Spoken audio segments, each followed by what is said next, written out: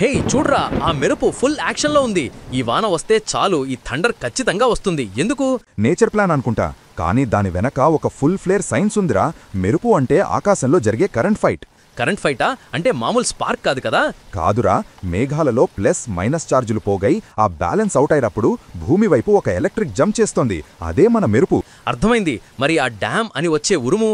అదే మెయిన్ విషయం. ఆ మెరుపుంది చూడు, అది గాలిని ఒక్క సెకండ్లో సూర్యుడి కంటే 5 రెట్లు వేడి చేస్తోంది. ఆ వేడికి గాలి ఒక్కసారిగా పేలిపోయి మనకు ఉరుము రూపంలో వినిపిస్తోంది. 5 టైమ్స్ సన్ టెంపరేచరా? గూస్ బంప్స్ రా. అయితే మెరుపు ముందు కనిపిస్తుంది, ఉరుము తర్వాత వినిపిస్తుంది. దీనికి కూడా కారణముందా? ఖచ్చితంగా. ఎందుకంటే లైట్ స్పీడ్ ముందు సౌండ్ స్పీడ్ చాలా తక్కువ. నువ్వు ఆ గ్యాప్ని బట్టి లైటింగ్ ఎంత దూరంలో ఉందో కూడా లెక్కేయొచ్చు. అదెలా?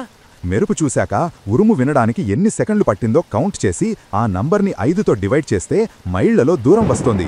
ఇప్పుడు మెరుపు కొట్టింది, కౌంట్ చేయి. 10 సెకండ్లు పట్టిందిరా. అంటే 10/5 = 2 మైళ్ల దూరంలో ఉంది. చూసావా, లైటింగ్ దెబ్బకు సైన్స్ క్లాస్ రిపీట్ అయ్యింది.